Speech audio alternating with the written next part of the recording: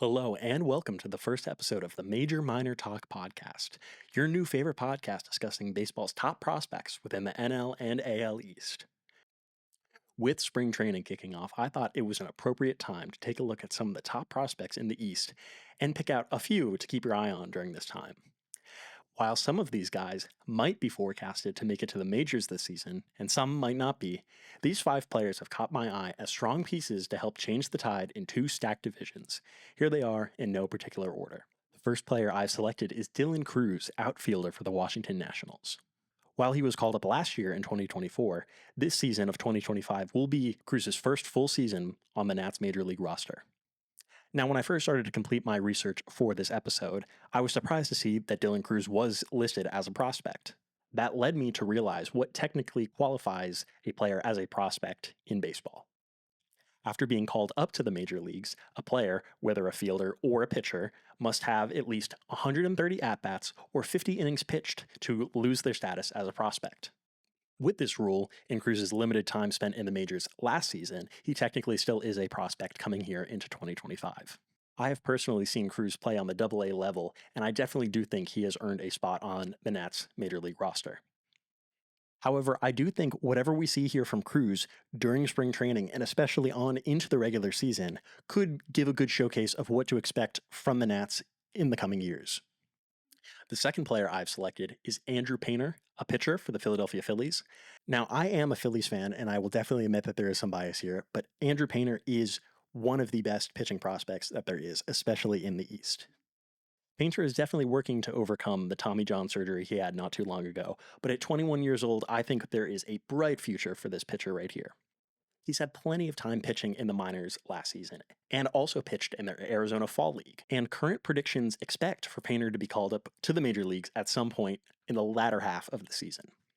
Now, on the major league level, the Phillies already have a stacked starting rotation, with Zach Wheeler, Aaron Nola, Christopher Sanchez, Ranger Suarez, and Jesus Luzardo all being starters. More pitching always seems to be a great move, especially as we've been seeing with the Dodgers having as many pitchers who can start as possible. If Painter does make it up to the majors at some point this season, that would give Philadelphia 6 starters to play around with their rotation. Considering the fact that the Phillies had no real strong fifth starter last season, but were still able to win the pennant, I do wonder how much the Phillies could be helped by having Painter as a fifth or even a potential 6th starter in the rotation. The third player I've selected is Roman Anthony, outfielder for the Boston Red Sox. Anthony is currently ranked by most as the number 1 prospect in baseball at the current moment, with a .344 batting average in AAA last season, which is just unbelievable. Currently on the major league level, the Red Sox do have a very strong outfield already, but I wouldn't be surprised if Anthony manages to play quite well during spring training that he could make the roster. This wouldn't be surprising considering how strong moves the Red Sox have been making in the offseason. During the offseason, the Red Sox have quickly come out as a serious competitor in their division, with major signings like Alex Bregman and Garrett Crochet. If Anthony is able to produce on a major league level, having him on the roster would just add another strong bat to a very stacked lineup. While Anthony is the top prospect in the Red Sox organization at the moment, their farm system is full of very promising players, and I have a deep dive into the Red Sox farm system coming up later this season. The fourth player I've selected is Samuel Basallo, catching prospect for the Baltimore Orioles. Basallo is currently ranked the number 3 prospect in baseball, with a .278 average last season.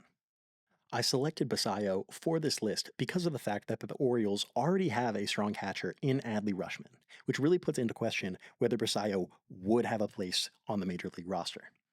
If Basallo were to be called up, I think there would be a lot of questions about how him and Rutschman would split time. If Basallo were to take the spot as the backup catcher for the Orioles, I think putting such a promising player in that position could really make him suffer by not giving him the play time that he needs. Now, it might be too early to say, but I think if there isn't a spot for Basallo on the major league roster, I could totally see him as a great trade piece for the O's at the trading deadline. Considering the moves that they were making last season at the trade deadline, I could totally see the Orioles using Basallo as a great trade piece to get what they need going into the second half. The fifth and final player I have selected is Aidan Miller, shortstop prospect for the Phillies. Miller does seem to be a little far out from hitting the majors, only hitting AA towards the tail end of last season. The current Phillies lineup could potentially see some shakeup during the season or following it. with questions about Alec Boehm's offensive and Trey Turner's defensive capabilities at third base and shortstop, respectively. Should there be any major shakeup with either of these two players, Miller could potentially be called up to fill whatever hole might need filled. And that's all I wrote.